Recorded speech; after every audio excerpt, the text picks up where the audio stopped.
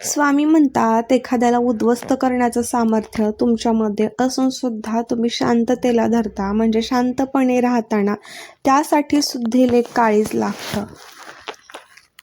Hi hello family, Shri Swami Samarth. Hi hello family, मी पूजा लाईफस्टाईलिंग working blog YouTube चॅनलमध्ये तुमचं पुन्हा एकदा खूप खूप स्वागत आहे तुमचं पुन्हा एकदा आमच्या एका नवीन ब्लॉगमध्ये. नवीन ब्लॉगची नवीन सुरुवात, फ्रेश अशी मॉर्निंगपासून सुरुवात झाली.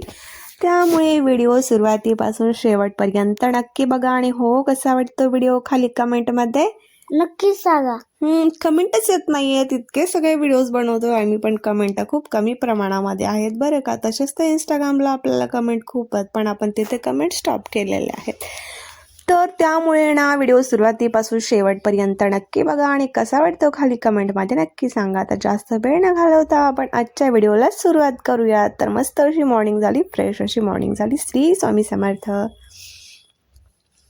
तर तुम्हाला सर्वांना माहिती आहे का, आपलं इंस्टाग्रामला सुद्धा एक पेज आहे, पूजा लाईफस्टाईल वर्किंग ब्लॉग. आपलं हे यूट्यूबचं आहे. तर तसंच आपलं इथेच सुद्धा दिलेलं आहे. तर तुम्ही डिस्क्रिप्शनमध्ये इथे बायोमध्ये पण लिंक आहे, ते पण बघू शकतो. आणि इंस्टाग्रामच्या बायोमध्ये यूट्यूबची लिंक आहे. तर प्रत्येक ठिकाणी आपण लिंक दिलेले आहेत, तिथून आपलं इंस्टाग्रामचं पेज तुम्ही बघू शकतो.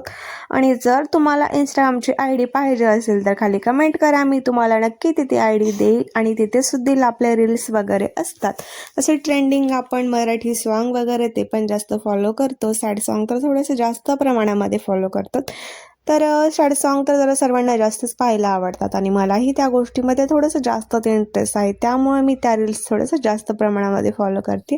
तर मस्त अशा रील्स आपल्या तिकडे डेली असतात. ते कसे वाटतात ते तिथल्या कमेंटमध्ये सांगा. आणि इथला डेली ब्लॉग कसा वाटतो ते इथल्या कमेंटमध्ये नक्की सांगा. आता तुम्ही म्हणत असाल, हे नेमकं काय करत आहे, काही समजतच नाही आहे. तर हो, ते तुम्ही विचारणारच ना. जे गोष्ट आपल्याला समजत नाही ते गोष्ट आपल्याला विचारावीशी वाटते, आणि जे विचारत नाही त्याबद्दल आपल्याला खूप सारा गैरसमज असा होत असतो. तर इकडे लावलेले होते मी सॉन्ग. तर मॉर्निंगचा टायमिंग होता, माझे खूप सारे असे कामं वगैरे आवरून झाले. आणि आज जरा स्वतःला जरा जास्तच वेळ दिला, कारण मध्ये माझे काही दिवस तब्येत वगैरे पण ठीक नव्हती. आज थोडंसं ठीक वाटत होतं. मग मस्त असे केस वॉश करून घेतले आणि त्यानंतर मस्त असे माझे फेवरेट सॉन्ग लावत मग मी आज माझं सॉन्ग एन्जॉय करत हे व्लॉग सुद्धा स्टार्ट केला. म्हटलं तुमच्यासोबत काही गप्पा गोष्टी सुद्धा होतील, माझ्याबद्दल काही गोष्टी तुम्हाला सांगण्यात सुद्धा होतील. त्यासाठी मी हे असं व्हिडिओ स्टार्ट केला.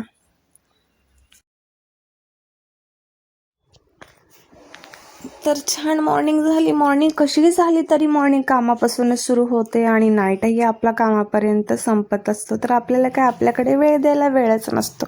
तर त्यातलाच वेळात वेळ काढून मी तुमच्यासोबत माझ्या काही गोष्टी शेअर केली. जसं की मी तुम्हाला सांगितलं, आपण रील्स सुद्धा बनवतो, आपल्या इंस्टाग्रामला सुद्धा ID आहे.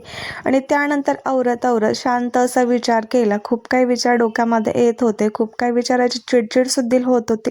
म्हटलं ते सगळे विचार बाजूला ठेवायचे. आता आपण जे काय करतो त्याच्याकडे फोकस करायचा आहे. तर सध्या आहे हिवाळा, म्हणजेच थंडी खूप सारी वाजत आहे आणि हातापायाला काय स्वतःची काय काळजी मला घेणंच होत नाही. तर मस्त असं इकडे मी लोशन लावून घेत होती, लावलं मस्त असं हाताला पायाला. आणि नंतर मला काही गोष्टींचे विचार येत होते, ते मी सतत विचार ठेवत होते बाजूला. तर हिवाळा आहे, सर्वांनी मस्त अशी स्वतःची काळजी घ्या, आपल्या मुलांची सुद्धा काळजी घ्या, कारण ते सकाळी लवकर थोडंसं स्कूलमध्ये जातात.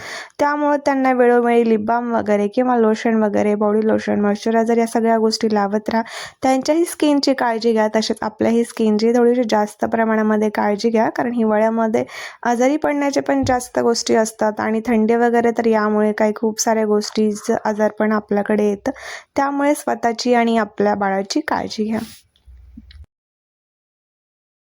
तर मला तर वाटतं ना, सतत त्याच गोष्टीचा विचार केल्यापेक्षा, सतत त्याच गोष्टीमध्ये रमून राहिल्यापेक्षा, एकदाच काय ते त्या गोष्टीचा विचार करून एकदाच त्या गोष्टीतून बाहेर पडलेलं बरं आहे. कारण सतत जर आपल्याला त्याच गोष्टीचा त्रास करून घ्यायचा असेल तर जगण्याला खरंच काही अर्थ नाही आहे. त्यामुळे जगणं बाजूला ठेवून काही वेळासाठी त्या गोष्टीचा विचार करून योग्य ते डिसिजन घेऊन, योग्य त्यावेळी योग्य निर्णय घेऊन आपण बाकीचं आपल्याला राहिलेलं आयुष्य कसं घालवायचं, काय करायचं, किंवा किंवा आपलं लाईफ, आपलं ड्रीम, आपलं फोकस काय आहे या सगळ्या गोष्टींकडे जर लक्ष दिलं तर बाकीच्या गोष्टीकडे आपल्याला लक्ष द्यायला काही वेळच राहत नाही. त्यामुळे आपलं ड्रीम, आपलं स्वप्न, आपलं हॅपीनेस, आपली लाईफ काय आहे, आपली लाईफ कशी घालवायची आहे त्या सगळ्या गोष्टींचा विचार करावा.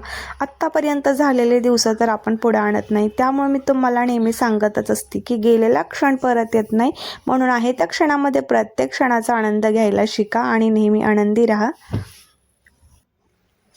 तर आपण कालचा दिवस कसं गेला, कालचा दिवस असा का गेला, काल आपल्यासोबत त्यांनी असं का वागलं किंवा काल हे आपल्यासोबत काय झालं या गोष्टीचा जर विचार करत राहिलो तर आपण कालमध्येच राहणार. थोडक्यात सांगायचं म्हणजे भूतकाळामध्ये राहणार हो. पण पुढचा वर्तमान काळ, पुढचं आपलं जे काय आता आपलं भविष्य आहे ते कसं घडवायचं, म्हणजेच आता उद्याचा आपला दिवस काय आहे, उद्या आपण काय करायचं, उद्या आपण कुठे जाणार आहोत किंवा उद्या आपण कुठल्या गोष्टीमध्ये काय चेंजेस करू शकतो किंवा उद्या आपल्याला काय काय करायचं आहे, सगळं काही गोष्टी आपण ठरवू शकतो आणि तशा पद्धतीने त्या गोष्टी करू शकतो.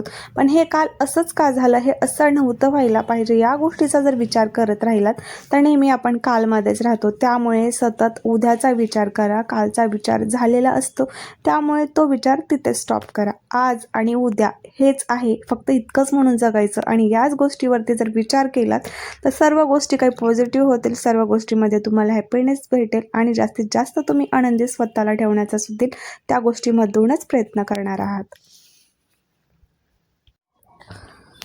तर खूप काही गोष्टीमध्ये स्ट्रगल करून टेन्शन घेऊन जर आपण हे झालो तर आपल्याला सतत हॉस्पिटलची गरज पडत असते. तसंच की आता भूक लागली की पोटाला अन्नाची गरज पडते. तशीच माझी एनर्जी वीक होती, म्हणजे माझी बॉडी वीक होती, माझं माइंड वीक होतं, माझी तब्येत पण काही दिवसमध्ये ठीक नव्हती, आताही ठीक नाही आहे. तरीही आता हे तब्येत ठीक करण्यासाठी, थोडंसं स्वतःकडे लक्ष देण्यासाठी, थोडंसं स्वतः हेल्दी होण्यासाठी मस्त असा मी इकडे शेंगदाण्याचा आणि गुळाचा लाडू बनवला आहे आणि त्यामध्ये काही ड्रायफ्रूटसुद्धा ॲड केलेले आहेत बरं का. तोच ब्लॉग मी आपल्या यूट्यूब चॅनलवरती टाकलेलाच आहे, ते सुद्धा तुम्ही नक्की बघा कशा पद्धतीने मी ती रेसिपी बनवलेली आहे. सर्वांसाठीच तब्येतीची काळजी घेणं खूप महत्त्वाची आहे, त्यासाठी सर्वांनी जास्तीत जास्त स्वतःची काळजी घ्या. तर एकाच व्हिडिओमध्ये मी सर्व काही डिटेलमध्ये तुम्हाला गोष्टी सांगत नाही, पण जर तुम्ही माझ्या या यूट्यूब चॅनलला सबस्क्राईब करून ठेवलं तर हळूहळू मी माझी लाईफस्टाईल, मी माझी लाईफ तुमच्यासोबत शेअर करणार आहे. एकाच व्हिडिओमध्ये मी माझी पूर्ण लाईफ काय शेअर नाही करू शकत, त्यामुळं प्रत्येक दिवशी प्रत्येक व्हिडिओमध्ये मी तुम्हाला हळूहळू सांगण्याचा प्रयत्न करेल. त्यामुळं माझ्याशी कनेक्ट राहा, म्हणजे सबस्क्राईब करा. तर मी मस्त अशा माझ्या इकडे इंस्टाग्रामच्या रील्स बघत होते. मी माझ्या स्वतःवरती आता जरा जास्तच प्रेम करायला लागली आहे, कारण म्हणतात ना, जर राज काय करायला लागला, काहीच नाही. तर राजला मध्येच सांगायचं होतं व्हिडिओला लाईक, कमेंट आणि शेअर. तर व्हॉइस ओव्हर मी नंतर करते, त्यामुळे राजचा मध्येच आवाज आला. तर म्हणतात ना, दूध जर पोळलं तर ताक सुद्धा फुकून पितो. त्यातलीच गोष्ट आपल्यासोबत एकदा दोनदा घडली ना तर आपण ते नंतर लक्षात ठेवत असतो. तशा पद्धतीने हा ब्लॉग झाला. माझ्या ब्लॉगशी कनेक्ट राहा, माझ्या यूट्यूब चॅनलशी कनेक्ट राहा, सबस्क्राईब करून ठेवा, बेल आयकॉन क्लिक करा, जेणेकरून तुम्हाला माझे येणारे डेली व्हिडिओज पाहायला भेटतील, माझी लाईफस्टाईल तुम्हाला जाणून घेण्याला पूर्ण व्हिडिओ भेटतील. त्यामुळे सबस्क्राईब करा. भेटू पुन्हा नवीन व्हिडिओमध्ये. Bye bye.